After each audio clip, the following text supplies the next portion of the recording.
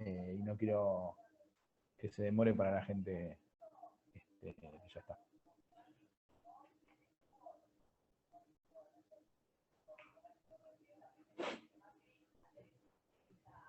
Bueno,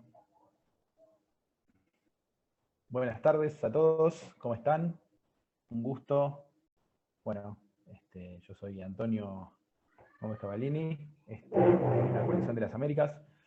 Bueno, un gusto nuevamente poder retomar con ustedes esta actividad. La verdad que se está sumando un montón de gente realmente. Estamos esperando algunos más que nos estaban confirmando que iban a continuar con esta segunda clase. Pero bueno, no queremos tampoco demorar mucho más porque ya ustedes han entrado en horario y también corresponde poder ir avanzando.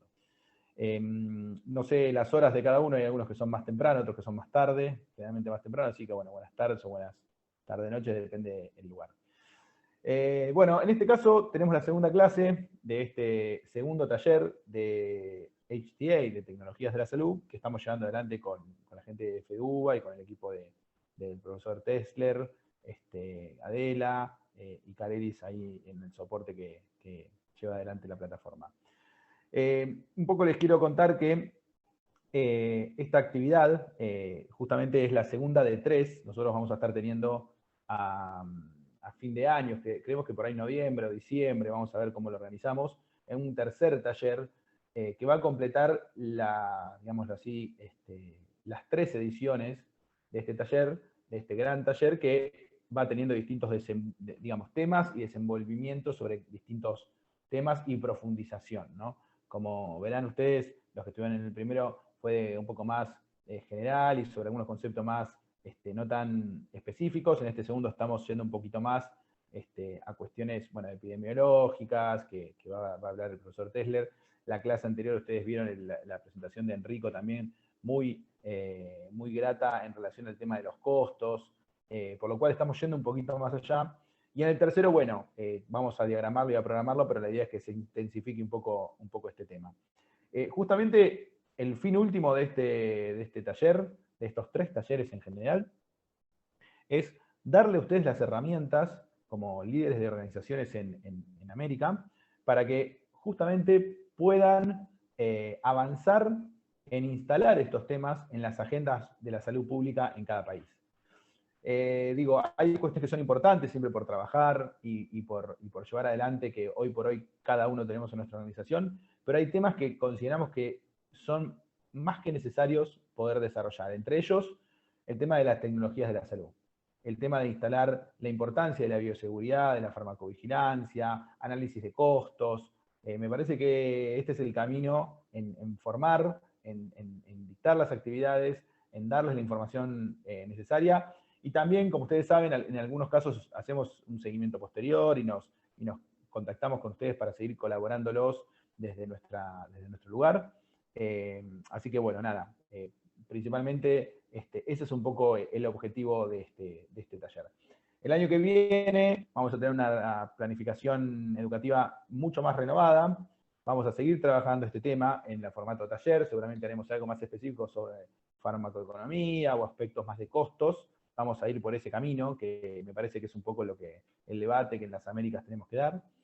Y también con otros cursos que van a tener que ver con cuestiones en algún sentido parecido y vinculadas a aspectos organizacionales, estructurales y de planificación. Así que ese es un poco el camino que estamos recorriendo. Les pido a todos si después pueden prender la cámara, porque así, digamos, más allá que va a haber una presentación en algún momento de los docentes, está bueno que las cámaras estén prendidas para que nos veamos, compartamos, sobre todo cuando hay un momento de preguntas y un ida y vuelta. Y también les cuento, y por último, que en este caso tienen la plataforma virtual educativa de la coalición donde toda esta actividad, todo este taller se carga. Se carga tanto el programa desde ya, videos, los videos de las clases, textos y material alternativo y adicional que el docente y su equipo presenta, las presentaciones que se dan en la clase, todo lo tienen ahí. Y realmente es importante y muy rico que ustedes puedan entrar, ver, revisar, y por ese canal tienen el foro de debate, de discusión y demás, para que podamos hacer un ida y vuelta en la semana, entre clase y clase, ¿sí? La plataforma va a seguir abierta inclusive unas semanas después de terminada la clase final del martes que viene. Y justamente esta es la idea, de que todos puedan interactuar y tener bastante contacto con el docente y con los temas y así poder abordarlos de manera integral. Así que bueno, ese es el desafío, ese es a lo que apuntamos. Tienen en los correos de ustedes que han recibido el link de la plataforma, el nombre de usuario, que es el mail de ustedes, y la contraseña, que pueden mantener esa contraseña o pueden modificarla si quieren, pero es importante que entren y que participen, ¿sí? Es un nuevo sistema, por así llamarlo, es una nueva dinámica la que se plantea post-COVID, y creemos que el trabajar de manera sincrónica con estas clases y asincrónica con la plataforma enriquece mucho más la calidad y el material y lo que se aborda. Así que en ese sentido los invito nuevamente a que ingresen y trabajen por ahí. Así que, bueno, saludos ahí a Percy de La Paz, veo un montón de amigos, bueno, veo gente de México, a Delvin de Nicaragua, bueno, a Sergio y Alexandra en Colombia, bueno, a todos, a Sheldon. Así que, bueno, un saludo para todos por ahí. Y bueno, los invitamos a permanecer en la clase, les recordamos que la próxima es el martes que viene. Les vamos a entregar un certificado al final de los tres talleres, que va a ser una certificación integral de los 3 talleres, que va a estar avalada obviamente por FEDUBA, por nosotros, para que ustedes la tengan con la carga horaria y demás, así que eso lo van a recibir en sus correos o de manera virtual cuando terminemos. Así que les pido entonces que prestemos mucha atención y dudas, consultas y comentarios hacia las cuestiones de los contenidos, háganlo con confianza con el docente, con todo el equipo, y también algunas cuestiones que sean a nivel de la plataforma o no poder acceder o alguna cuestión técnica, también nos la hacen acá en el chat si tienen, o vía mail en la semana, sin problema. Así que no los demoro más, los dejo ahí con Tesler y con el equipo, y bueno, gracias y nos vemos. Lionel, todo tuyo. Muchas gracias, Antonio. Hola, buenas tardes, noches, depende de donde cada uno esté. Es un gusto estar de vuelta con ustedes aquí. Algunos los vimos hace poquito en las reuniones de seguimiento a partir del trabajo del módulo anterior del taller. Hoy vamos a empezar con un tema que es esto de epidemiología, que nos parece que es bastante complejo. Espero que hayan podido leer el material que les preparamos, que se hayan podido asomar un poquito también a la bibliografía complementaria que pusimos en el campus, pero como realmente nos parece que son temas bastante complejos, decidimos en esta primera clase dar una aproximación teórica, expositiva. Vamos a estar con Adela hablando, contándoles algunos de estos conceptos de la primera aproximación a la epidemiología. Sobre el final de la clase vamos a dejar un espacio para la discusión, para dudas, y también les vamos a compartir una consigna que la idea es que la podamos trabajar en el foro de consigna del campus virtual durante la semana, y que nos sirva para trabajar en grupo la semana que viene.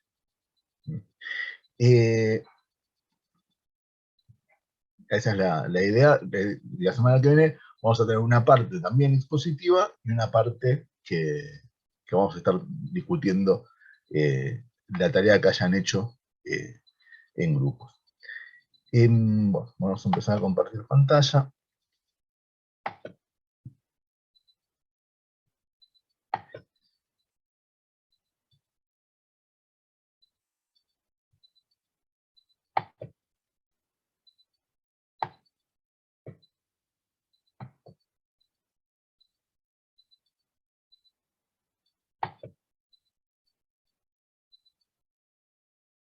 Bueno,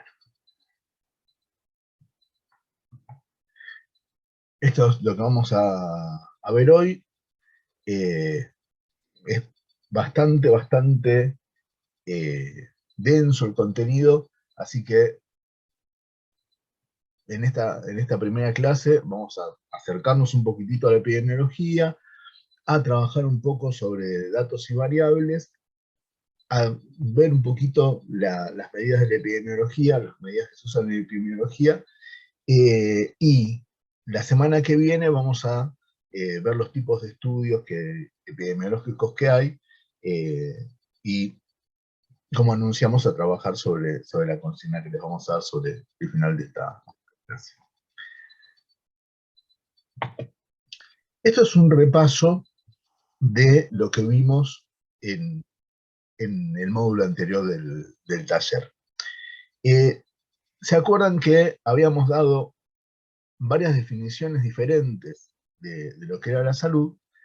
Y nos habíamos detenido, por un lado, dentro del concepto de salud, habíamos hablado que la salud puede ser un estado, que es la definición que da la Organización Mundial de la Salud y que para muchas cosas sirve, y además habíamos dicho que la salud es un proceso o forma parte de un proceso donde además de la salud, de saber cómo está viviendo hoy una persona, cómo está atravesada por los determinantes de la salud y todo, se mete o se incorpora la enfermedad, y aparte de la salud y la enfermedad, se incorporan también dentro de ese proceso la atención, que incluye tanto la intervención o la interacción con el sistema de salud, como la realización o no de diferentes tratamientos, y el cuidado, que a veces está provisto por parte del sistema de salud y a veces está provisto por gente del entorno de la persona.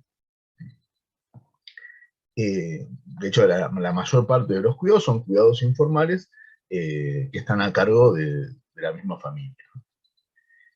Y a veces hay autocuidado de la misma persona cuidándose. Cuando nosotros hablamos de epidemiología, estamos hablando de una ciencia que va a estudiar ese proceso de salud, enfermedad, atención y cuidado a nivel poblacional. Cuando decimos que es a nivel poblacional, quiere decir que no vamos a estar estudiando a cada persona, sino que nos interesan los grupos poblacionales que los vamos a definir a cada población por criterios que el mismo observador, la misma persona que está investigando, va a tener que demarcar. Por ejemplo, nosotros podemos definir la población por que tenga o no un trastorno de la coagulación. O podemos definir una población por un intervalo etario, de tal edad a tal edad. O podemos definir una población por el lugar donde vive. Y a su vez podemos entrecruzar esas diferentes características que atribuimos a una población para formar nuevas poblaciones. Pero siempre, cuando hablamos de epidemiología, estamos hablando de un abordaje colectivo, un abordaje de grandes grupos humanos del proceso de salud, enfermedad, atención. La epidemiología es una ciencia que empezó a desarrollarse en el siglo XIX, que los estudios pioneros son, tal vez el más famoso de los estudios pioneros están a cargo de John Snow, que no es este John Snow que está acá, es otro John Snow, que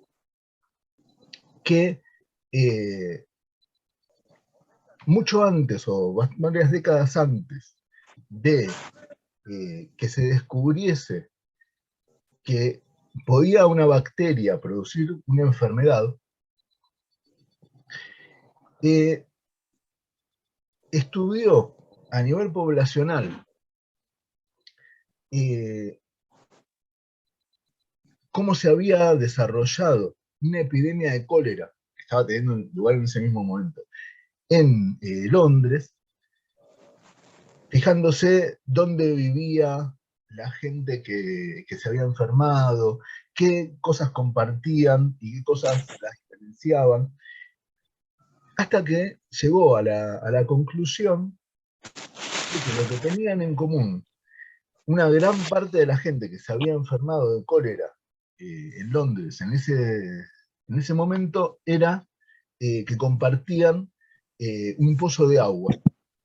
En ese momento no existía el agua corriente, se sacaba el agua del pozo. Descubrió John Snow, a través del estudio de la población, que lo que compartían todas esas personas era que todos tomaban agua del mismo pozo. Que era un pozo que estaba contaminado con desechos cloacales, o con desechos, no había cloacas tampoco, con desechos fecales, y así era que se contagiaban el cólera. Entonces, en ese estudio pionero de la epidemiología, a través del estudio de las características de la población y cómo se relacionaba con la enfermedad, se llegó a determinar que, aún sin saber que había una bacteria de ese agua contaminada que producía la enfermedad, se llegó a saber que por compartir el agua, un agua que por algún motivo estaba contaminada, se contagiaba la gente del cólera. Y así, a partir de ese estudio, se generó una serie de reformas estructurales en el sistema de agua y de tratamiento de los residuos en Londres, que llevó a que se vuelva una ciudad menos insalubre para vivir, y que no se repitiesen a partir de la construcción de cloacas y después del desarrollo de redes de agua corriente, que no vuelvan a tener esas epidemias de cólera. Por eso lo mencionamos en John Snow. Vamos a ver un poquito cómo la epidemiología se acerca a cada uno de los componentes del proceso salud, enfermedad, atención y cuidado. Cuando hablamos de la salud, nos interesa estudiar desde la epidemiología cómo vive y cómo muere una población determinada. Por eso nos interesa saber cuál es el promedio de hijos que tienen anualmente, a qué edad se muere también en promedio esa población, cómo se alimentan, tanto si se alimentan insuficientemente, o aunque se alimenten en cantidad suficiente o tal vez excesiva, cómo es la calidad de esa alimentación, cómo es que atienden su salud esa población, tanto en términos de cobertura de la atención en salud. Ya en el módulo pasado habíamos conversado acerca de las diferentes modalidades que puede tener un sistema de salud, como también algunas cosas que no hacen a la cobertura del sistema de salud directamente, pero sí tienen que ver con la prevención de enfermedades y con el buen vivir, por ejemplo, la realización de actividad física, los niveles de contaminación ambiental a los que están expuestos, que existan, que tengan acceso o no a servicios básicos. Todas esas cosas son importantes para una aproximación epidemiológica a la salud de una población. También tenemos una aproximación a la enfermedad. Originalmente, la epidemiología se definía como el estudio poblacional de las enfermedades. Después se fue ampliando hacia todo el proceso de salud, enfermedad, atención y cuidado. Por eso, tal vez, cuando uno habla de epidemiología, muchas veces piensa que está solamente hablando de enfermedades. De hecho, se suele hablar de la epidemiología de tal enfermedad. Cuando se habla de la epidemiología de tal enfermedad, se habla, por ejemplo, de cuán frecuente es esa enfermedad, si es más frecuente en un grupo poblacional que en otro. Los grupos poblacionales se pueden definir por la edad, por el origen étnico, por el lugar donde vive, por diferentes cosas que puedan hacer que una enfermedad sea más frecuente en un grupo que en otro.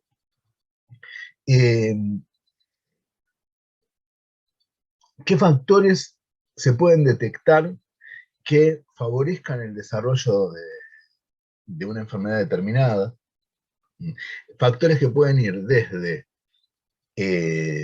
lo ambiental, por ejemplo, que el pozo de agua contaminada que descubrió John Snow como fuente de la epidemia de cólera. Este es el mapa que armó John Snow sobre los casos de la epidemia de cólera, y este perímetro es el perímetro del barrio más caliente de la epidemia de cólera en Londres de 1854. Pueden ser desde factores ambientales hasta factores genéticos, pasando por ejemplo, la expectativa de vida. Hay determinadas enfermedades que solo empezaron a verse cuando aumentó la expectativa de vida de la población. Entonces, hay determinadas edades a las que llegan las personas que se vuelven un factor predisponente para desarrollar una enfermedad.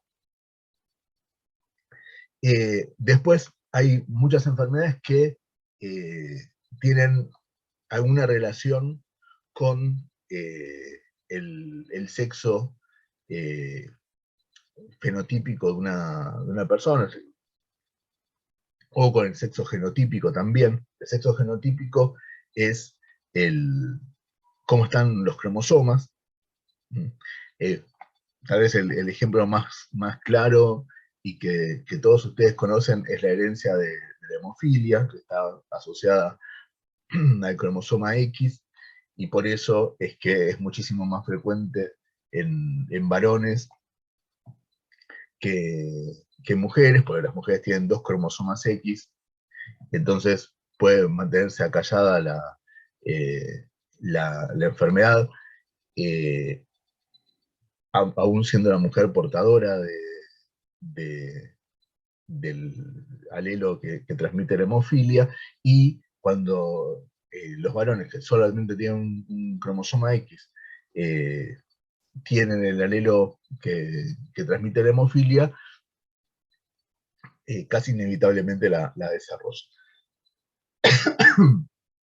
Pero también puede haber enfermedades relacionadas con el sexo de las personas, porque hay órganos que tienen unas personas, las personas de un sexo, y que las de otros sexos no tienen, como la próstata o como el útero, ¿no? Y también hay otras enfermedades que relacionadas con el sexo porque dependen de la presencia de determinadas hormonas que producen los ovarios y no producen los testículos o viceversa. Entonces, la epidemiología también estudia en las poblaciones cómo se da una enfermedad. La atención en salud también es objeto de los estudios epidemiológicos. Nos interesa, desde la epidemiología, saber qué nivel de la población tiene acceso a la atención en salud. ¿Cuáles son los obstáculos que puede tener las diferentes partes de la población para acceder al sistema de salud? Las diferentes coberturas que ya habíamos mencionado, o los diferentes tipos de cobertura que ya vimos que en la mayor parte de nuestros países conviven. También nos interesa saber desde la epidemiología, especialmente porque muchas veces sucede que el tipo de cobertura, la facilidad que tenga para acceder al sistema de salud un grupo poblacional, va a definir también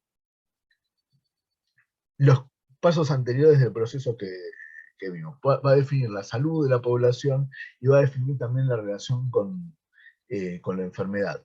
Además de que muchas veces determinado tipo de cobertura puede determinar también la frecuencia de algunas prácticas en salud. Un ejemplo claro de eso es algo que en Argentina se vio. La verdad es que les pido perdón que no tenga números de otros países, pero se vio, por ejemplo, que los partos por cesárea eran mucho más frecuentes en los prestadores privados que en el Estado. Y eso llegó a estudiar a ver qué pasaba, porque la cesárea teóricamente era una práctica que tenía, o que tiene, unas indicaciones muy precisas, que originalmente tenían que ver con que había algún riesgo para la mujer embarazada o para el feto a punto de nacer, que se volvía una indicación de obviar el parto natural y que se haga un parto por cesárea. Lo que se vio al estudiar esto, primero se vio que en el privado era mucho más frecuente que en el público, y además, otra característica que se vio es que en el privado no era todos los días de la semana igual la frecuencia de cesáreas, sino que esas que eran mucho más frecuentes en el privado, además, eran mucho más frecuentes los días viernes. Y acrecentaban la frecuencia a medida que iba avanzando las horas del día. Y se suspendían más o menos a las 8 de la noche del día. Dejaban de crecer la cantidad de cesáreas. Eso, después de analizarlo bastante, se vio que tenía que ver con por un lado, que se empezaban a planificar las cesáreas, se empezaban a programar las cesáreas por una cuestión de comodidad, tanto de las personas que iban a parir, como también por una necesidad, una pretensión de los médicos que venían atendiendo esos embarazos, de no atender partos ni de noche ni durante el fin de semana. Eso también forma parte de la aproximación epidemiológica a la atención en salud. Em, y después, también, la epidemiología se ocupa de las prácticas de cuidado. Las prácticas de cuidado las estudiamos epidemiológicamente, las estudiamos en una población para entender cuál es la tendencia que hay en la población que estamos estudiando con respecto a determinada práctica de cuidado y ver cómo se puede intervenir para mejorar esa tendencia. Por ejemplo, nosotros sabemos que la principal causa de muerte en personas entre 15 y 39 años son los accidentes de tránsito, los siniestros de tránsito. Dentro de ese grupo, la mayor cantidad de muertes se da en siniestros de motocicleta. Y el principal factor de riesgo para, para morirse por un accidente de motocicleta es la falta de uso del casco. Entonces nos interesa que la gente que anda en motocicleta use casco. Por eso nos interesa saber qué porcentaje de la población y posiblemente segmentada por grupo etario usa casco. Lo mismo pasa con el cinturón de seguridad, pero también pasa, por ejemplo, con las vacunas. En la mayor parte de nuestros países, las vacunas son obligatorias, hay una cantidad de vacunas que son obligatorias, pero se ve una tendencia cada vez más preocupante a que existe un movimiento que no es tan fuerte en nuestros países como en países del hemisferio norte, que en Estados Unidos y en Europa principalmente, de familias que se resisten a la vacunación, que rechazan las vacunas. Ese rechazo a las vacunas, si se vuelve importante poblacionalmente, no solamente afecta a las personas que no se quieren vacunar, sino que pueden transformarse en un gran problema de salud pública al hacer que resurjan enfermedades infecciosas que parecía que estaban controladas. Hace poquito tuvimos un problema así con la poliomielitis. La poliomielitis en la mayor parte del mundo estaba controlada, se dejó en algunos países de vacunar contra la poliomielitis, porque es una enfermedad infecciosa que produce parálisis, especialmente en niñas y niños, y esa baja en la cobertura de vacunación en países desarrollados contra la poliomielitis hizo que apareciesen casos nuevos de poliomielitis a partir de viajes a lugares donde nunca se llegó a controlar la poliomielitis. Y no sé, tuvimos un pequeño brote de poliomielitis a principios de este año en Israel y en algunos países europeos, porque estaba disminuyendo porque había disminuido grandemente la cobertura de vacunas contra la poliomielitis. Y aun cuando no haya grupos resistentes o antivacunas o resistentes a la vacunación, nosotros tuvimos un problema serio a nivel mundial con respecto a las vacunas, que fue la pandemia. Durante todo el tiempo que duraron las diferentes medidas de aislamiento que se implementaron en diferentes partes del mundo por la pandemia de COVID-19, sucedió que dentro de las cosas que dejó de hacer la gente, también dejó de vacunarse y especialmente dejó de vacunar a sus niños y niñas. Eso tuvo un impacto muy grande que hizo que ahora que la pandemia parece estar retrocediendo a paso firme, tengamos que estar recuperando en gran parte, la mayor parte del mundo, esa baja de la cobertura de vacunación de nuestros niños y niñas.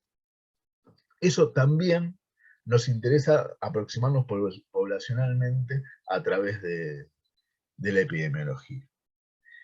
Entonces vimos cómo la epidemiología se ocupa de todo el proceso de salud, enfermedad, atención y cuidado a nivel poblacional.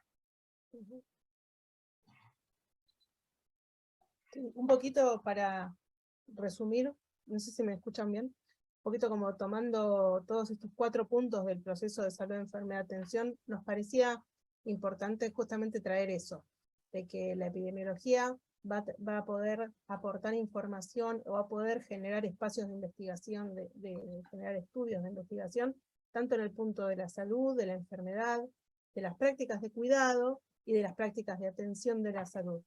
Y también que con esta perspectiva poblacional se pueden abordar no solamente lo que son como más tradicionalmente las enfermedades infectocontagiosas, ¿no? O sea, siempre como que los ejemplos más rápidos para lo que son epidemias o situaciones de acceso poblacional son, bueno, como decíamos, el cólera, o estas otras que planteaban en el vinculadas con la falta o no de vacunación, siempre vinculada con enfermedades infectocontagiosas. Pero cualquier evento de salud puede ser abordado desde la epidemiología. Y justamente cualquier evento en cualquiera de sus 4 facetas, tanto lo que es la salud como la enfermedad, como cómo son abordados los problemas de salud, y cuáles son las prácticas que cada sujeto o como grupo de sujetos hace vinculado con ese aspecto de la salud. Después vamos a ver más adelante que a cada una de las preguntas que planteemos le va a corresponder un tipo de enfoque, un tipo de estudio diferente, porque obviamente no es lo mismo preguntarse por la frecuencia de ocurrencia de un evento que si hay alguna vinculación entre 2 eventos. O sea, si hay alguna cuestión, como decían, del lugar de residencia, si incide de alguna forma en cómo se desarrolla una enfermedad, ahí obviamente que va a haber una pregunta distinta por detrás, que va a tener una complejidad distinta.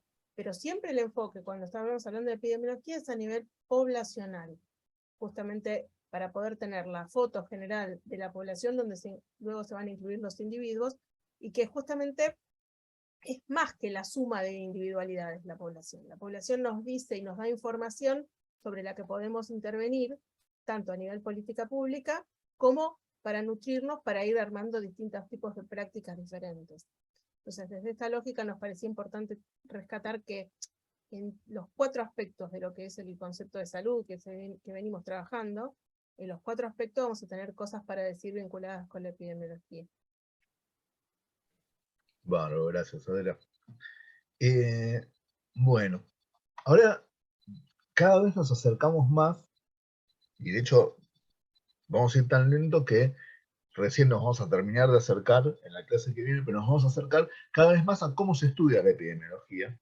Y cuando nosotros leemos un trabajo epidemiológico, que un trabajo epidemiológico puede ser, por ejemplo, saber qué prevalencia o cuán frecuente es una enfermedad o un problema de salud en cualquiera de nuestros países, vamos a encontrarnos con una serie de palabras, con una serie de información que necesitamos sí o sí entender para poder aprovechar la lectura. Vamos entonces a pasar ahora a hablar de 3 cosas que hay veces que parece que son lo mismo, pero no lo son, que son las variables, los datos y la información. Una variable es un atributo de las cosas, de cualquier cosa, que puede cambiar. No es una variable. La forma en que varía, en que cambia esa variable, los diferentes estados que puede adquirir esa variable cuando cambia, son los datos. Y la información es cuando a esos datos, que son los diferentes valores de una variable, les damos sentido. Es decir, que los analizamos, los interpretamos, los ordenamos y los comunicamos. Esas son la diferencia entre variable, dato e información. Ahora, las variables pueden ser de diferentes tipos. Ante todo, podemos ordenarlas en numéricas, perdón, no numéricas y numéricas. Primero vamos a ver las no numéricas. Las variables que son atributos que tienen las cosas que las podemos, que pueden variar esos atributos de una forma que no es contable. Una forma de variable no numérica son las variables nominales. Las variables nominales es que el diferente valor de esa variable es, por ejemplo, el nombre de alguien.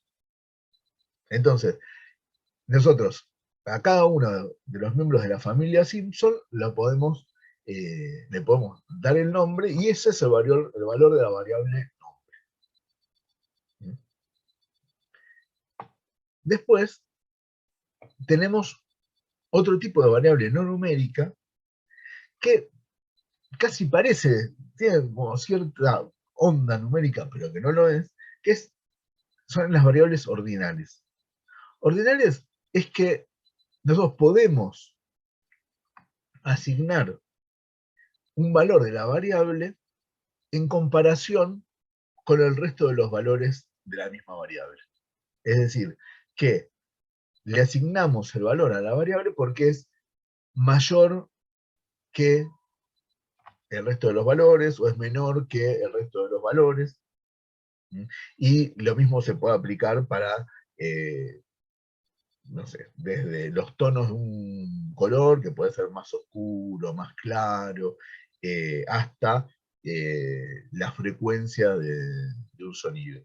Que sin asignarle un valor numérico, lo podemos ordenar de acuerdo a que sea mayor, menor, más claro, más oscuro, más alto, más bajo. Esas son las variables ordinales. Y un tercer tipo de variable no numérica es la variable dicotómica, que es una variable que tiene dos estados posibles y que esos son los únicos dos estados de la variable. Esas variables no numéricas, si bien el tipo de variables no numéricas se pueden cuantificar también, se pueden medir. Uno puede fijarse de una población cuántas personas tienen vacuna y cuántas no la tienen, por ejemplo. ¿No? Y así podemos contar cuánta gente se llama de determinada manera o de determinada otra. Entonces, son variables no numéricas que igual se pueden cuantificar para estudiarlas a nivel poblacional. Y después tenemos las variables numéricas que a su vez se pueden dividir en dos tipos diferentes de variables numéricas.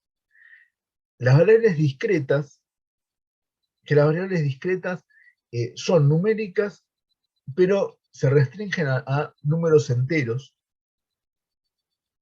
Por ejemplo, la cantidad de autos. No se puede tener 3,2 autos. Por eso, por ejemplo, la cantidad de autos, o la cantidad de personas, o las cantidades de cosas que son indivisibles, son variables discretas. Y después tenemos las variables continuas, que son variables que se pueden dividir indefinidamente dependiendo de la precisión del instrumento de medida que tengamos. Es decir, que cuanto más chiquito pueda explorar, pueda medir, o cuanto diferencias más pequeñas pueda medir un instrumento de medición, en mayor cantidad de partes vamos a poder dividir, por ejemplo, la distancia entre un centímetro cúbico y otro. Entonces vamos a poder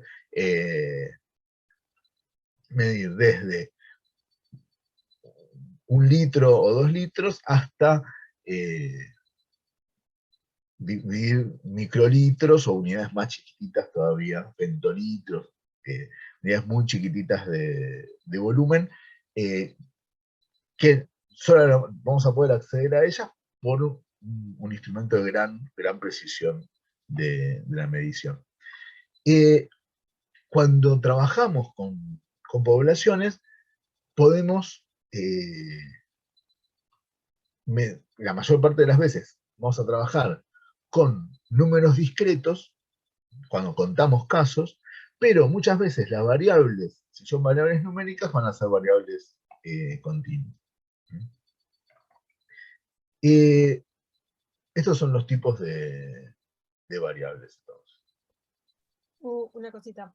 Adelante. Que todo este tema de variables, de datos, etcétera, va a reflejar la forma en la que, como decíamos antes, nosotros operacionalizamos las preguntas que nos hacemos. Digamos, siempre cuando se hace una cuestión de investigación, siempre se parte de preguntas, que muchas veces es lo más difícil de terminar de formularlo de manera adecuada. Siempre que nos hagamos una pregunta, vamos a poder identificar en esa pregunta qué cosas queremos ir a observar.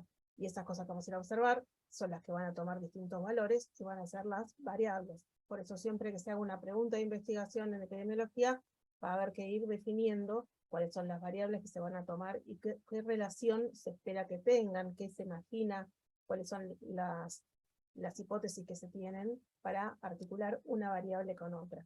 Toda esta información está dentro de un manual de metodología de la investigación que les pasamos, que tiene mucha información, tal vez excede por ahí lo que al día de hoy les pueden interesar, pero la intención nuestra era que les quede como manual o como bibliografía de referencia, si en algún momento les puede servir, que se llama Hernández Sampieri, que está dentro de la bibliografía que les compartimos, y que por supuesto si alguien al repasarlo o al reverlo tiene alguna duda o alguna cuestión más específica que quiera profundizar, etcétera, estamos como a disposición para eso. Acá la idea es como dar un pantallazo, pero específicamente trayendo esta idea, ¿no? De que cuando se genera la intención de investigar el proceso de salud, enfermedad, atención y cuidado dentro de un espacio poblacional, tenemos que ir a identificar algunas cuestiones que pueden estar interviniendo en el fenómeno que nosotros queremos estudiar.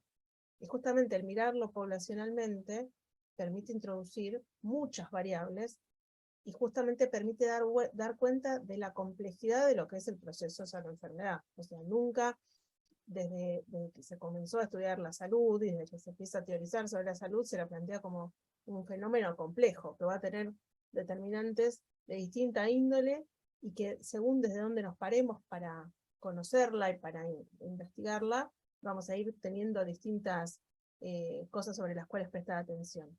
Entonces, justamente que las variables van a tener una vinculación estrecha con qué se está preguntando la persona que está generando el estudio.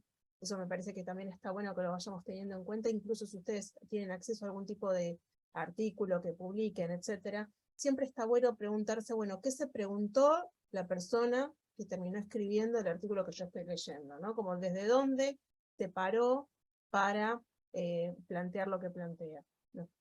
Parece que es como una mirada rica para abordar las distintas bibliografías que uno se puede ir encontrando, y para ir encontrando qué utilidad le puede dar, ¿no? O sea, si la perspectiva desde donde lo preguntó es similar a la que yo comparto, o si tiene diferencias, en qué consisten esas diferencias, si es comparable un estudio con otro, si la perspectiva desde la cual yo parto es comparable con la de otros, si me puede funcionar como antecedente o no. Ese punto también es un punto que conocer todos estos temas nos permiten ir pudiendo diferenciar una cosa con la otra. Así que, como les decíamos, cualquier duda o específicamente para profundizar en alguno de estos temas a partir del manual que les proponemos, que es bastante accesible en la lectura, pero puede uno arrancar diciendo, es fácil, y a medida que va leyendo se puede ir complejizando, así que estamos a disposición para lo que les parezca consultarnos con eso.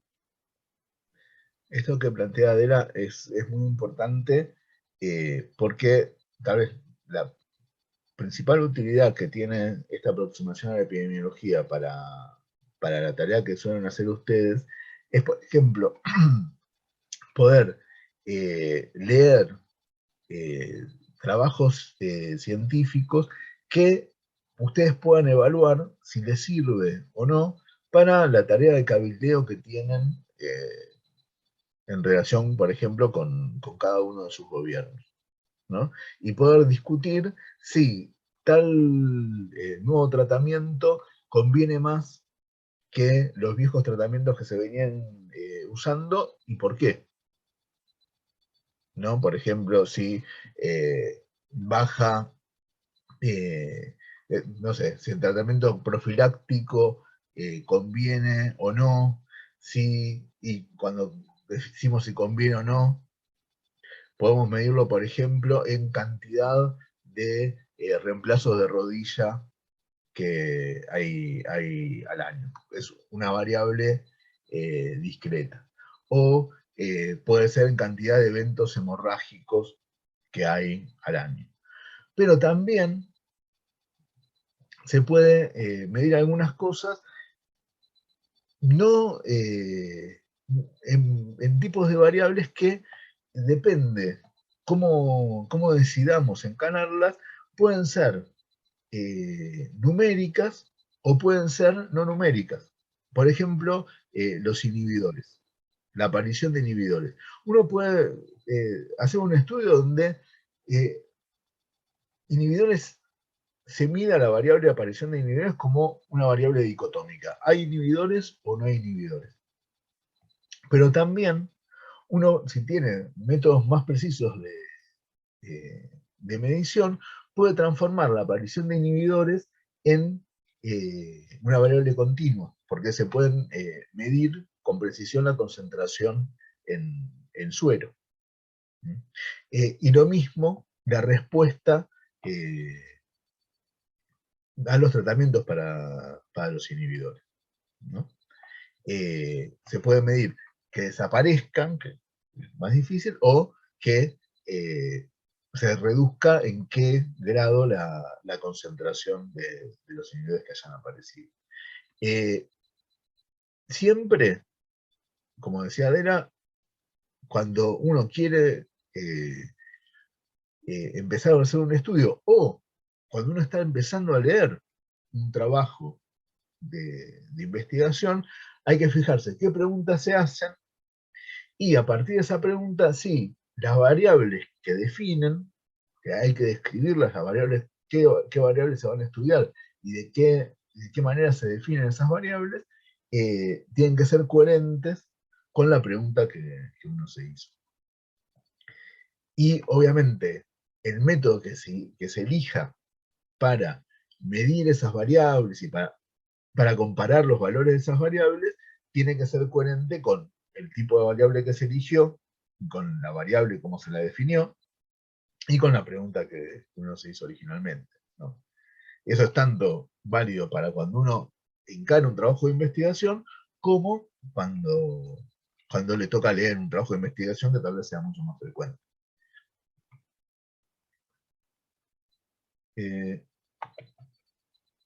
Bueno, nos metemos cada vez más en el mundo de la epidemiología. Hasta ahora fuimos definiendo qué es la epidemiología, cómo se acerca a las diferentes partes del proceso de salud, enfermedad, atención y cuidado. Empezamos a acercarnos de a poquito a las variables. Ahora vamos a empezar a ver qué se hace con los valores de las variables. Entonces, hay una cantidad de medidas, de cosas que se miden tradicionalmente en epidemiología, que sirven para estudiar la salud, la enfermedad, la atención, el cuidado en las poblaciones. Esas cosas que se miden son, por un lado, estos que se llaman indicadores de ocurrencia, que nos van a hablar de qué es lo que pasa y cuánto pasa. Después, las medidas de asociación, que nos van a poder empezar permitir comparar entre, cruzar una serie de variables para ver si están relacionadas entre ellas. Es decir, si determinado, no sé, valor de glucemia, de azúcar en la sangre, está relacionado con un aumento del riesgo de tener un infarto del corazón, por ejemplo. Eso nos lo va a permitir hacer estas medidas de asociación. Y también nos va a permitir estas medidas que se hacen en epidemiología, vamos a tener una parte de las medidas que nos van a permitir comparar entre grupos para ver si los valores diferentes que encontramos entre dos grupos se deben a algo que no sea la casualidad, algo que no sea el azar. Esos tres tipos de medidas vamos a tener en epidemiología. Unos que nos van a hablar de cuánto pasa una cosa, otro que nos va a permitir interpretar si hay alguna relación entre dos cosas que están sucediendo, y un tercero que nos va a permitir comparar entre dos grupos diferentes y ver si esa diferencia que encontramos se debe a algo más que la casualidad. Empezamos con los indicadores de ocurrencia, que dijimos es la forma que tenemos para averiguar cuánto ocurre algo.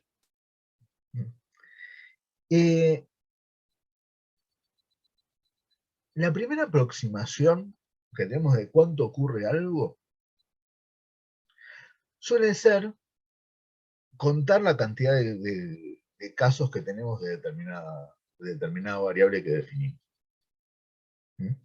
Y no sé si a ustedes les pasa, pero uno tiende a pensar que la medida más refleja para fijarse cuán frecuente es una cosa o cuánto es el valor poblacional de algo, es sacar un promedio. Y por eso tenemos estos que son las medidas de tendencia central, que esto que dice media, que es esta X con una rayita arriba, es el promedio matemático de una variable. Lo que tenemos acá es, en el eje de las X, tenemos los diferentes valores de la variable que estamos estudiando. Y en el eje de la Y, que no lo tenemos acá dibujado, el eje de la Y, es la cantidad de casos de cada valor de la variable. Es decir, que por ejemplo, si nosotros estamos estudiando la altura de las personas, pongámosle altura de varones de 30 años.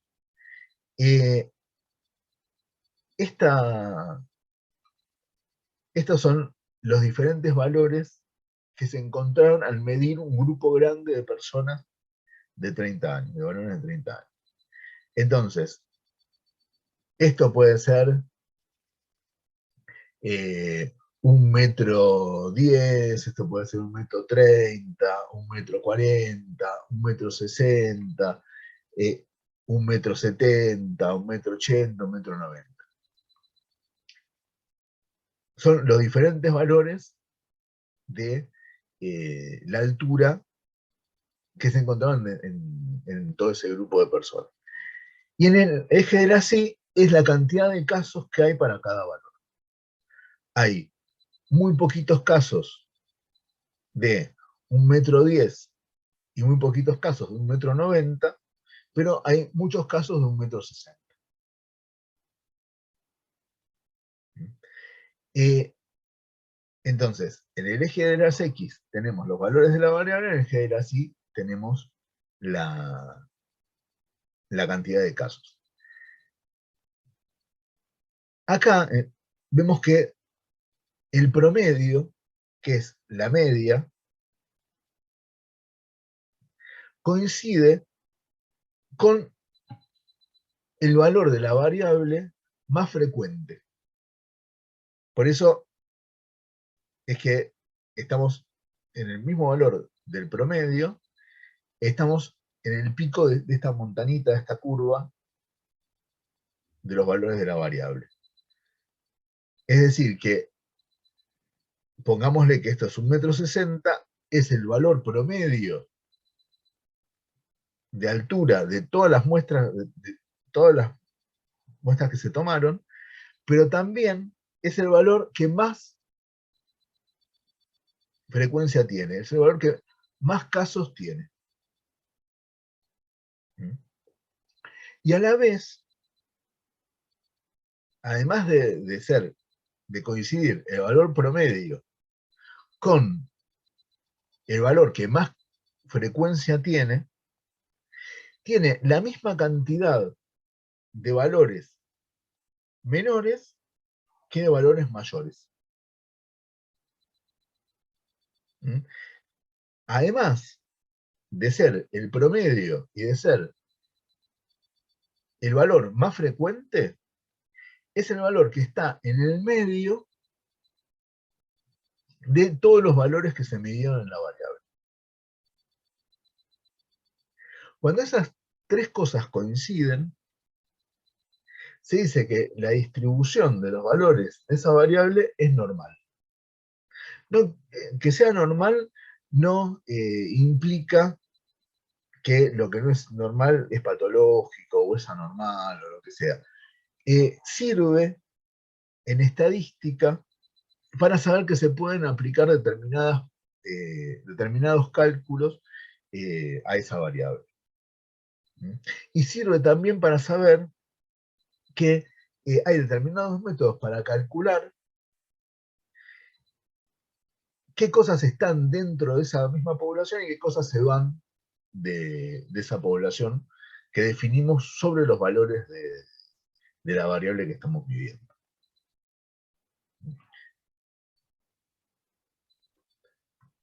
Y se llaman de tendencia central justamente por eso, porque coinciden el promedio, la moda, que son los valores más frecuentes, y la mediana, que es el valor que está en el centro de todos los valores posibles.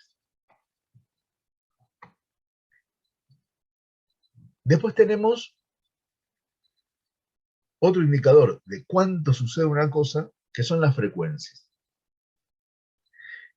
Que estamos también, somos muy habituados a hablar de las frecuencias, que pueden ser absoluta.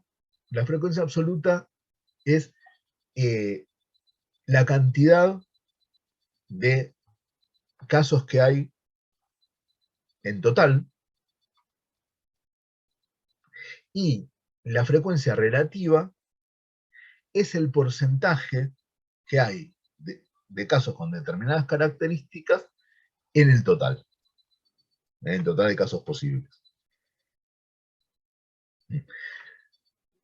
Por ejemplo, que nosotros tengamos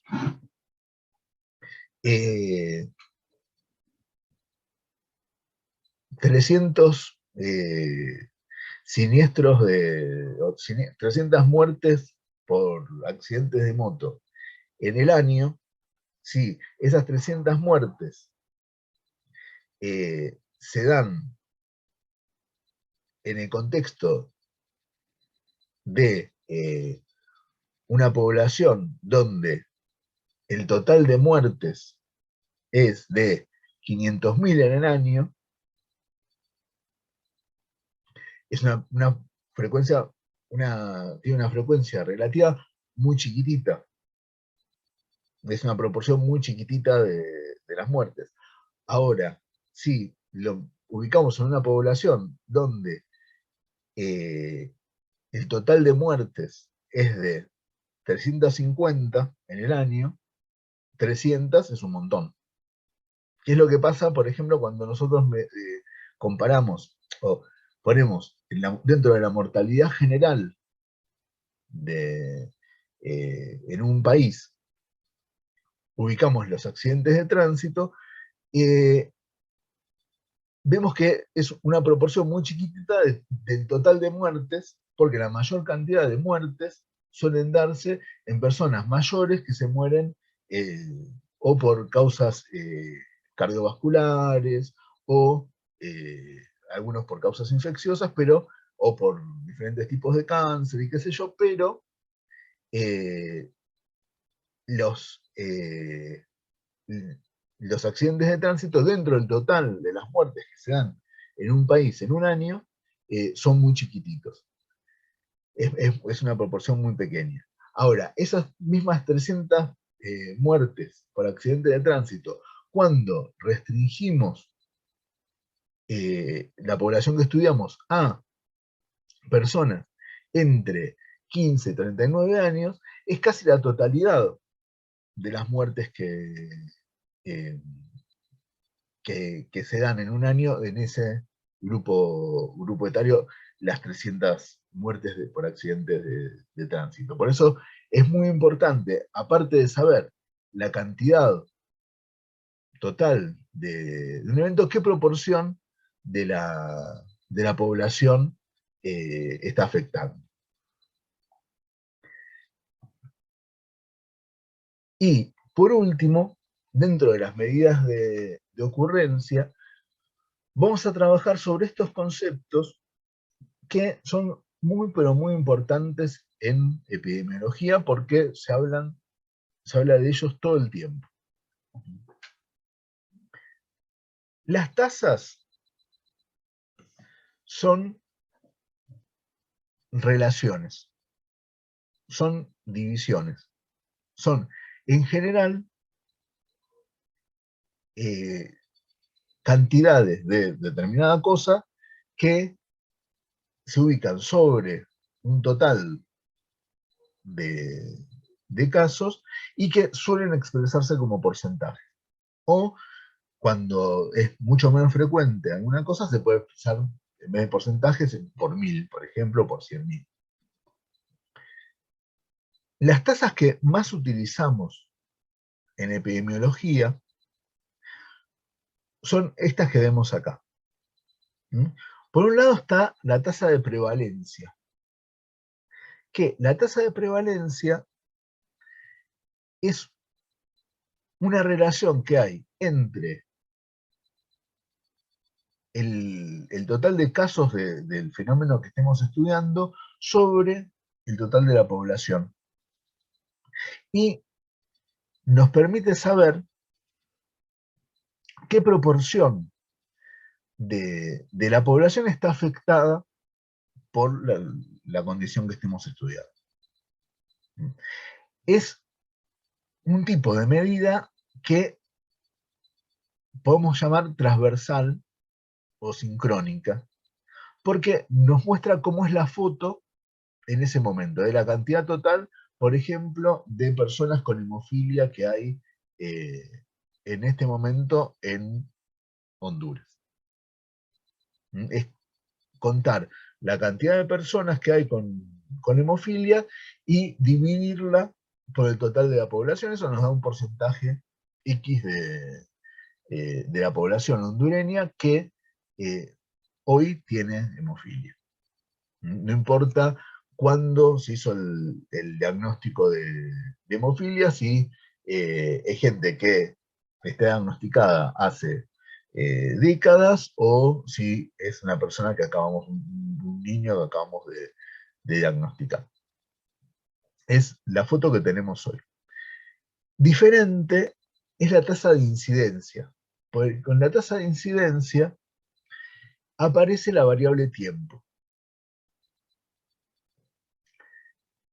La incidencia es la cantidad de casos nuevos, es decir, la diferencia que hay entre los casos que terminaron habiendo con respecto a los casos que había originalmente, sobre la población total en una unidad de tiempo que vamos a definir. Por ejemplo, un año. Es decir, que nos fijamos no cuántos casos hay, sino que tenemos que decir, bueno, medimos desde el 1 de enero de 2022 hasta el 31 de diciembre de 2022. Sabemos cuántos casos hay el 1 de enero, vamos a saber el 31 de diciembre cuántos casos hay, y hacemos la diferencia, la resta entre el caso, la cantidad de casos que encontraremos el 31 de diciembre menos la cantidad de casos que había el 1 de enero, esos son los casos nuevos que tenemos, y lo dividimos por la población total y lo multiplicamos por el tiempo que pasó. Así, el resultado que vamos a tener es que hay tantos casos en el año, o tanto porcentaje de incremento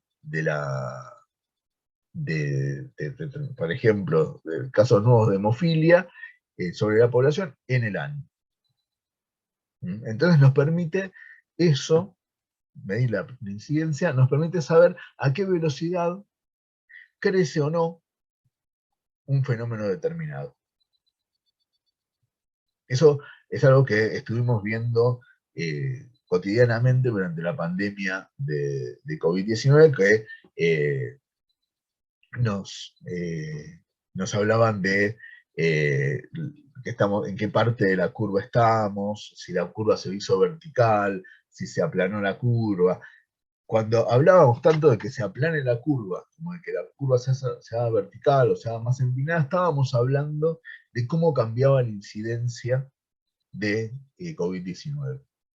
Cuando se aplana la curva, quiere decir que baja la velocidad de crecimiento de casos de COVID-19, o de lo que sea, durante toda la pandemia estamos pensando en COVID-19. Cuando se hace más empinada la curva, o cuando se vuelve vertical la curva, es que aumenta mucho la velocidad de crecimiento.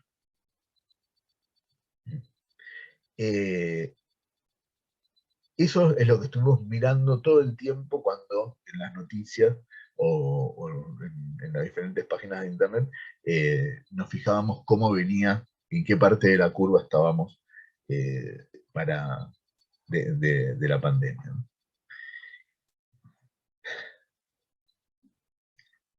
Y por último, tenemos el riesgo, que es algo que nosotros solemos utilizar cotidianamente, aparte para hablar de la probabilidad de que alguien en la población esté afectado por alguna condición específica que estamos estudiando.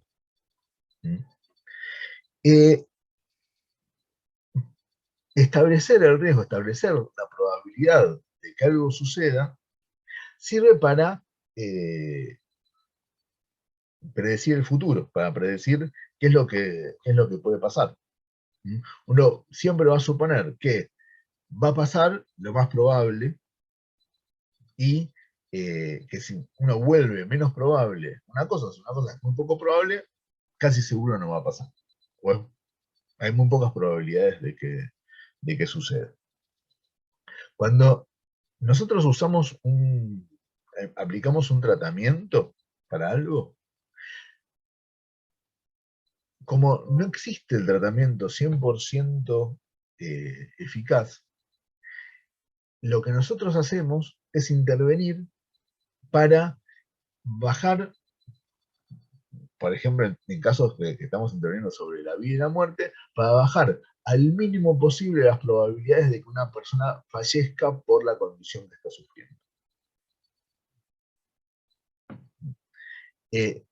Nos manejamos con ese concepto de riesgo, por ejemplo, para una intervención terapéutica. Estos tres conceptos de la prevalencia, la incidencia y el riesgo son tres conceptos que van a aparecer permanentemente en epidemiología y que tal vez sean los que son más importantes que nos queden claros hoy. Y respecto a esto, una cosita, que cuando estamos hablando tanto de prevalencia e incidencia como en las anteriores, de cuestiones de frecuencia y las medidas de tendencia central, estamos hablando de lo que son indicadores de ocurrencia de un fenómeno. O sea, pensando en hasta qué punto podemos estar analizando o conociendo un fenómeno. Estamos describiendo en cuanto a su ocurrencia. No estamos pensando en la cuestión de asociación de cuestiones causales, ¿sí? Sino que estamos describiendo cómo es un fenómeno en una población, cómo se presenta ese fenómeno en una población, cuántos casos nuevos hay, y esto de la velocidad de la expansión. Tal vez para definir algún tipo de evento de salud o algún tipo de particularidad, no sea el dato que más nos sirva para describirlo, o que más información nos dé respecto de ese evento, saber si hay muchos casos nuevos año a año, porque tal vez es un fenómeno que no crece, y que pese a que no crezca, sí podemos estudiarlo en otros aspectos. Entonces me parece que está bueno conocer esto de que estamos hablando de la ocurrencia, que es un aspecto, un recorte muy importante, pero que es un aspecto de lo que la epidemiología nos va a permitir conocer. Estamos haciendo una descripción del fenómeno en cuanto a lo que son indicadores de ocurrencia. Ahora vamos a ver que por ahí, aparte de la ocurrencia, más allá de la cantidad nueva de casos que haya, o de los casos que existen en una población específica, podemos pensar en la idea de que haya algún factor que pueda convertirse en un factor de riesgo, que pueda haber alguna asociación entre dos variables. Ahora nos vamos a meter un poquito con eso, pero me gustaba como parar y recordar que acá estamos viendo la ocurrencia de un fenómeno, que es una forma de describirlo, es un aspecto fundamental para describirlo, pero que tal vez, según el evento en el que estemos, no sea el indicador que más nos sirva. Digo, me parece que también está bueno recordar eso, ¿no? De que desde donde uno separa, o desde donde cada investigador separa, la utilización de determinadas medidas va a depender del objetivo y del fenómeno que se esté estudiando también. Así que ahora pasamos al siguiente. Igual, me quedé un cachito con esto de las canillas que se veían acá, Sí. que capaz sirve para explicar que la prevalencia es la cantidad, suponiendo que tenemos esto sería un recipiente que tiene una canilla, un grifo que hace que entre agua y dos que salen, ¿no? El que entra puede ser los casos nuevos. Y los que salen pueden ser o gente que se cura o gente que se muere de esta condición. Cuando nosotros medimos prevalencia, estamos viendo lo que hay. Y no nos fijamos en cuántos se mueren, cuántos se curan, ni cuántos nuevos hay. Cuando medimos la incidencia, lo que estamos fijándonos es cuántos casos nuevos hay. Posiblemente haya algún papel que juegan tanto los que se curan como los que fallecen en la diferencia total de casos. Pero lo más importante en la incidencia es cuántos casos nuevos hay y no tantos cuántos hay en total, como pasaba con la prevalencia. Eso para aprovechar los dibujitos. Y ahora sí vamos a pasar con lo que anunciaba Adela recién. Pues decimos que el riesgo, esta probabilidad de padecer un problema o de padecer una condición en base a la población, sirve para que después nos fijemos si efectivamente hay una asociación. Estas medidas de asociación nos sirven para saber si se relaciona algún tipo de dos variables diferentes, los valores de dos variables diferentes, con algún sentido. Es decir, si por ejemplo yo uso casco, o si yo no, la gente usa casco, disminuye el riesgo o no de morir en un accidente de motocicleta. Para determinar la asociación entre el uso de casco y la probabilidad de muerte en motocicleta, tenemos que cruzar esas dos variables. Y tenemos estas dos formas de cruzarlo.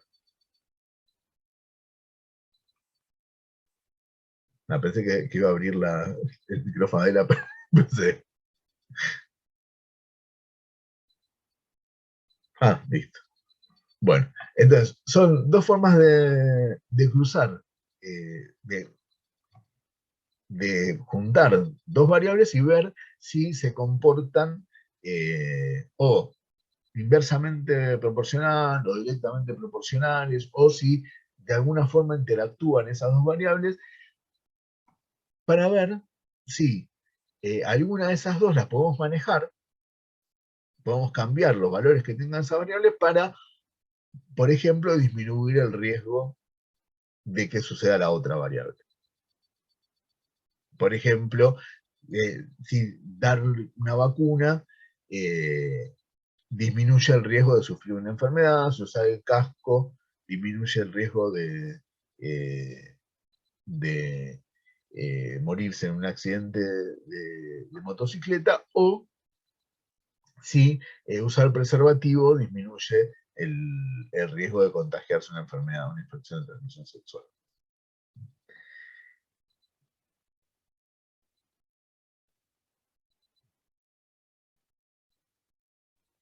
Y por último, dentro de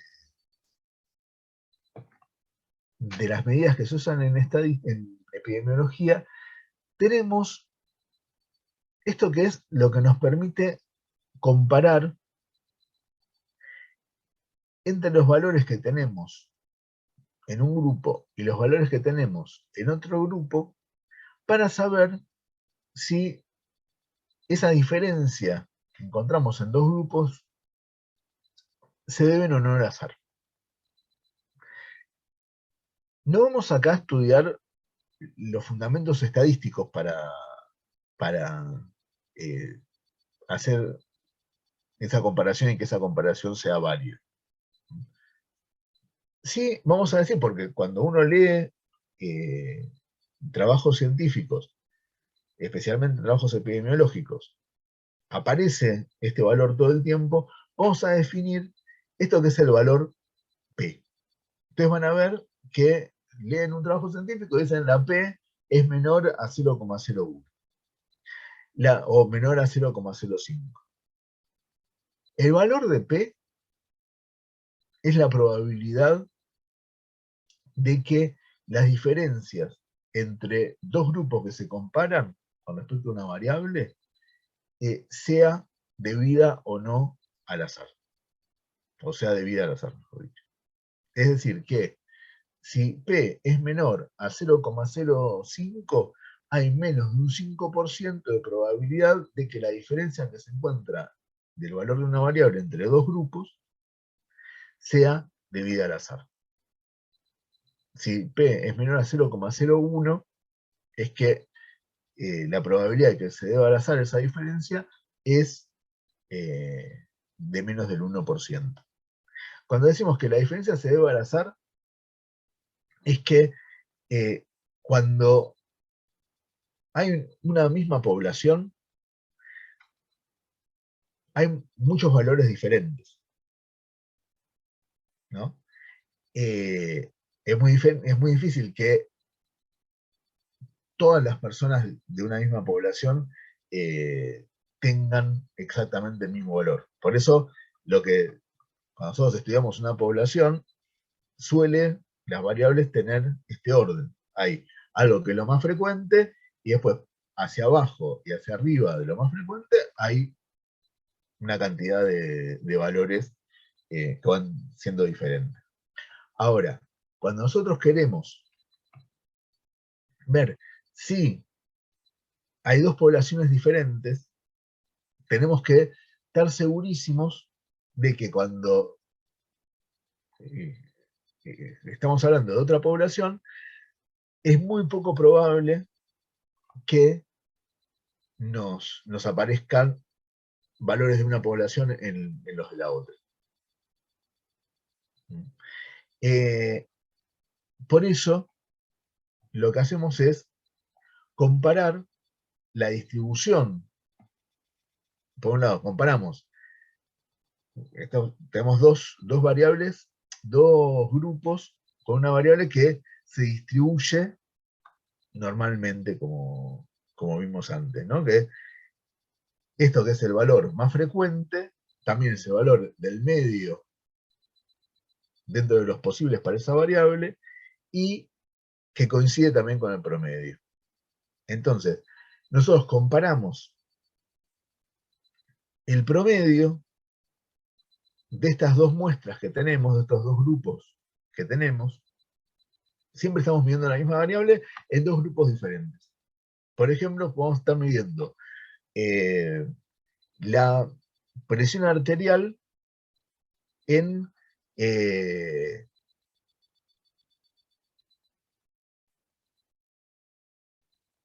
mujeres de 15 a 40 años y en mujeres de 50 a 70 años. Medimos la presión arterial sistólica. Al medir la presión arterial, vemos que este es el promedio y es el valor más frecuente en la población de 15 a 40 años, y este es el promedio en la población de 55 a 70. Además de eso, vemos cómo se distribuyen alrededor de ese valor promedio. Y lo que nos interesa, es lo que usamos lo que terminamos haciendo cuando calculamos el valor de P, es que además de estar lejos los promedios, no se superpongan en la distribución hacia los costados. Si nosotros tuviésemos muy encimada estas dos curvas, por ejemplo, teniendo estos dos promedios, pero con una distribución mucho más amplia hacia un lado y hacia el otro de las dos curvas, costaría muchísimo decir que la diferencia que hay en la presión arterial sistólica en las mujeres de 15 a 40 años es diferente a la presión arterial sistólica que se puede encontrar en las mujeres de 55 a 70. En cambio, como la tenemos acá distribuida, donde termina prácticamente la curva de las mujeres de 15 a 40 años, sin tocar prácticamente la curva de 55 a 70 años, podemos decir que la diferencia de edad es un factor que, sin que intervenga el azar, hace que se constituyan dos poblaciones diferentes con respecto a la presión arterial sistólica.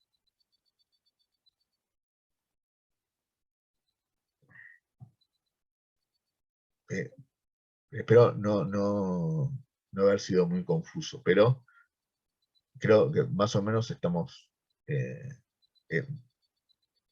tratamos de explicar cómo, si no nos tenemos que poner a calcular cosas, cómo se diferencia, cómo se puede comparar dos grupos para ver si los valores de una variable, a partir de los valores de una variable, podemos decir que un grupo es diferente al otro. Esto mismo es lo que usamos para comparar, por ejemplo, la eficacia de un tratamiento. Nos fijamos si los valores, por ejemplo, de la presión arterial en personas sin tratamiento son diferentes a los valores de la presión arterial en personas que reciben un tratamiento hipertensivo.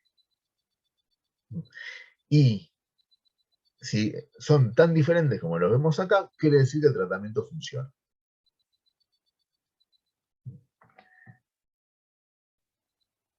No sé si Adela, ¿querés comentar algo? No, nomás mencionar que esto está explicado en el documento también y que por ahí hay mayor detalle, que si quieren, si surge alguna duda respecto a eso, podemos la próxima vez retomarlo y profundizarlo. Bueno, vamos a dejar acá y la próxima seguimos ya con los tipos de estudio y con la discusión en grupos. Podemos dar un espacio para preguntas y después les compartimos la consigna para el trabajo de la semana que viene.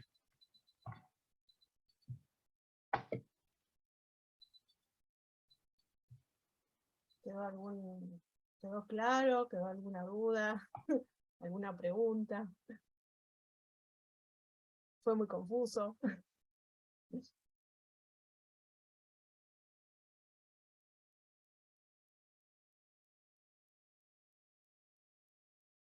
Lo dejamos sin palabras. Bueno, sí, estaría bueno que se conectaran un poquito las cámaras para darnos un poco.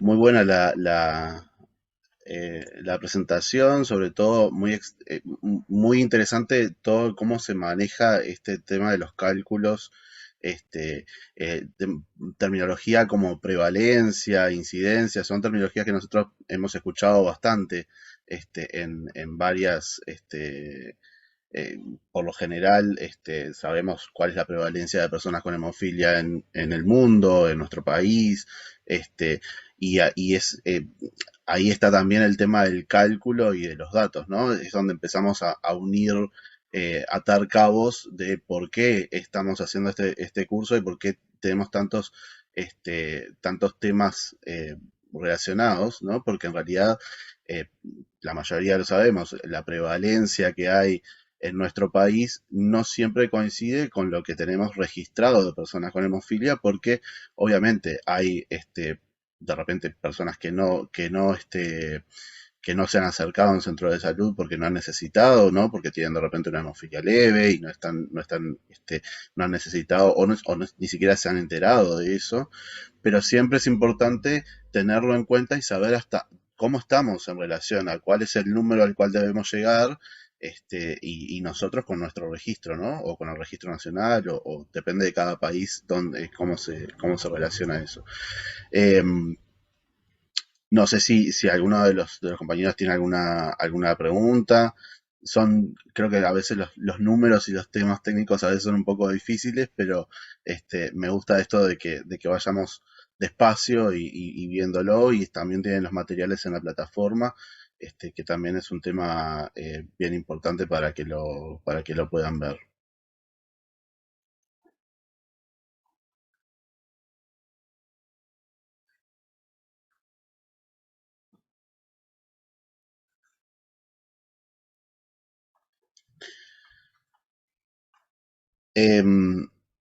Bien,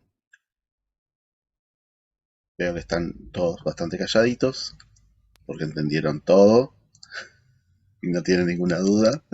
Lo que se me ocurre, Andrés, es que Sí, dime. usemos el foro también para las consultas que puedan ir surgiendo. Ujú. Sabemos Eh, que son temas requete complejos y que tal vez hace falta para poder formular una pregunta nueva, procesarlo, digerirlo y tal vez a partir no tenemos, solamente de la lectura. Sí. perdón, no, Carelis, hay un problema con los micrófonos para activarlos. No sé si puedes Ah, ayudarnos ahí.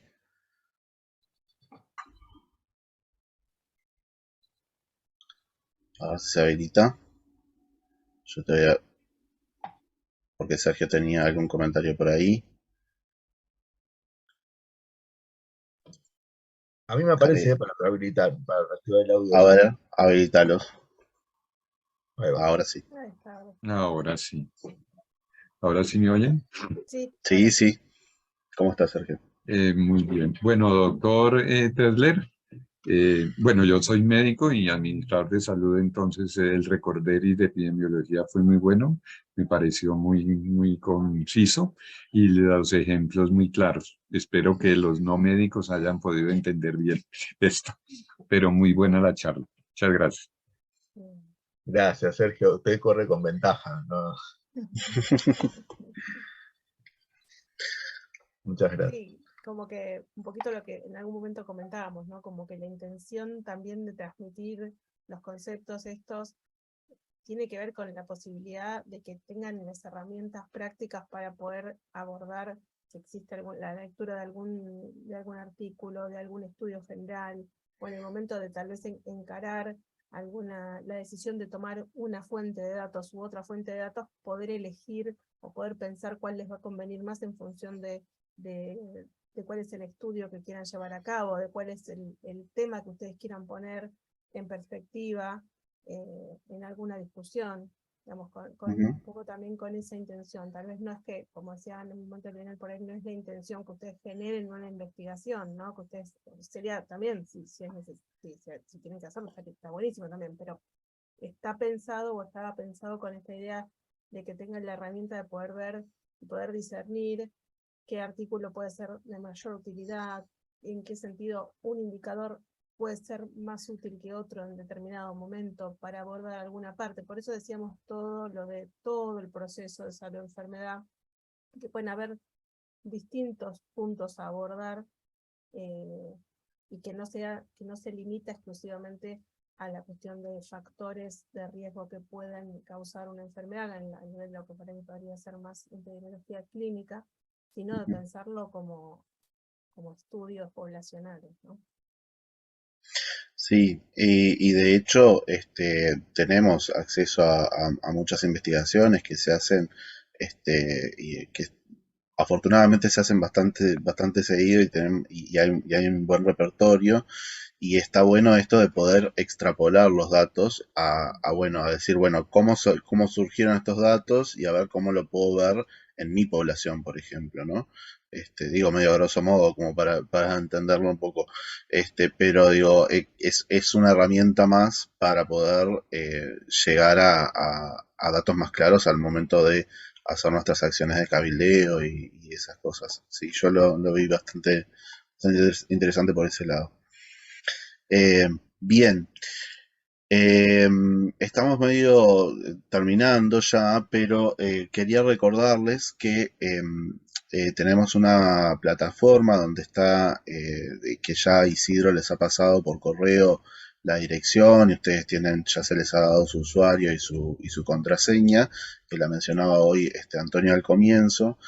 Y lo interesante de esto, de la plataforma, es sobre todo el hecho de que allí van a tener los materiales, porque de repente, a veces, sí, Sergio, gracias. A veces es un poco en el momento, ¿no? Como decíamos, en estas 2 horas, a veces uno que de repente se desconecta un poco, es medio difícil llevarlo, pero bueno, van a quedar los videos también, están los materiales de apoyo que ha elaborado Leonel, y pueden como volver a ver esto, pueden volver a leerlo y pueden volver a tener acceso a los materiales. Vamos a armar, sí, un foro dentro de esa plataforma puede ser para plantear dudas, puede ser para plantear casos que les sucede a ustedes, como, o ejemplos, ¿no? Hacerlo un poco más dinámico, cosa de que, bueno, de que realmente ese proceso, porque esto va a ser, eh, este es el segundo taller, el segundo set de talleres, y después vamos a tener uno a fin de año, pero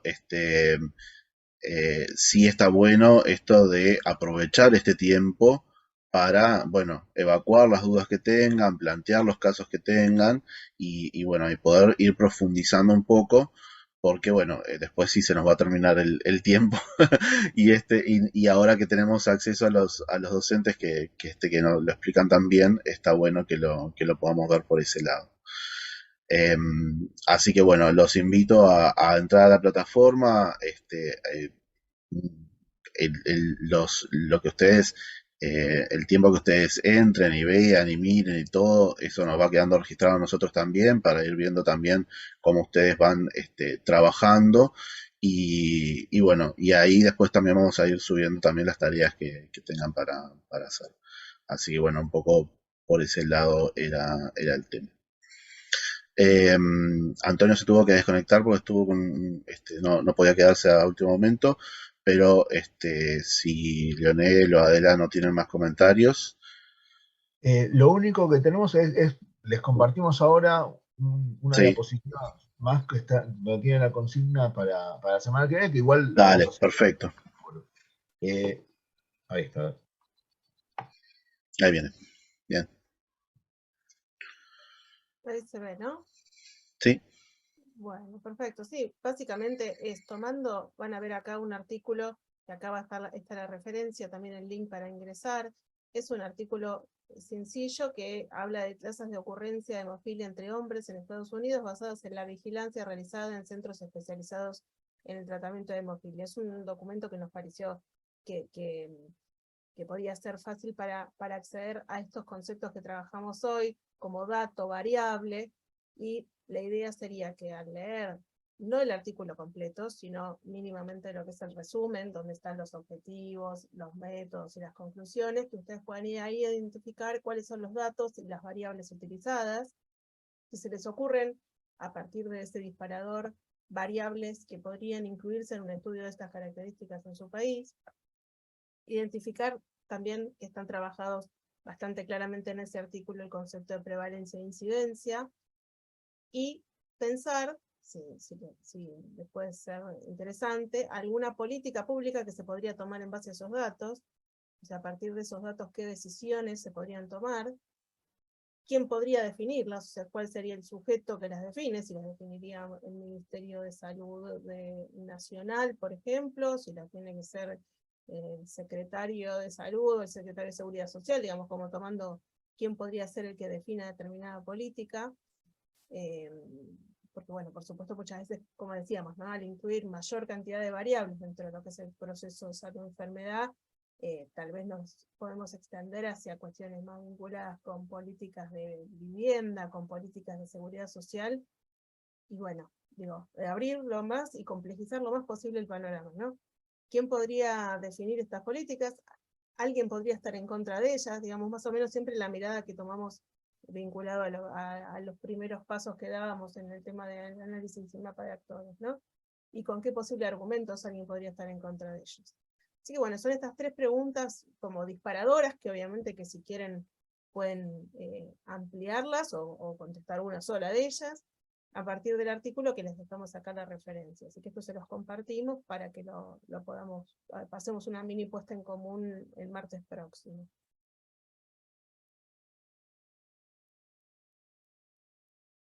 bien, perfecto. Entonces, durante la semana estaría bueno que vayan trabajando sobre esto. Yo diría que traten de responder las tres preguntas, porque las tres son cosas, claro, porque son las tres cosas que nosotros en nuestro cabildeo habitual trabajamos. Entonces, ¿no? El tema de los datos, los conceptos y bueno, y después también cómo definir las políticas públicas, ¿no? Es hacia lo que vamos siempre. Entonces, tratemos de repente de trabajar sobre ellas. Y si tienen dudas, ya le pido a Carelis de paso que ya arme el foro, porque así a medida que les vayan surgiendo dudas durante la semana, las pueden plantear ahí en el foro y las podemos ir trabajando juntos.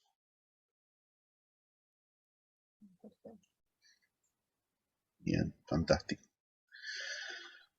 Bueno, muy bien. Un gusto verlos. Muchas gracias Adela y Leonel. Gracias Maggie, gracias Carelis e Isidro y a todos los que se conectaron hoy. Y bueno, nos vemos el martes que viene a la misma hora. Ahí está, buenísimo. Gracias. Nos vemos hasta el martes. Que Que anden muy pasen bien. bien. Que pasen bien. Chao, chao. Chao, chao. Muchas gracias. Hasta luego.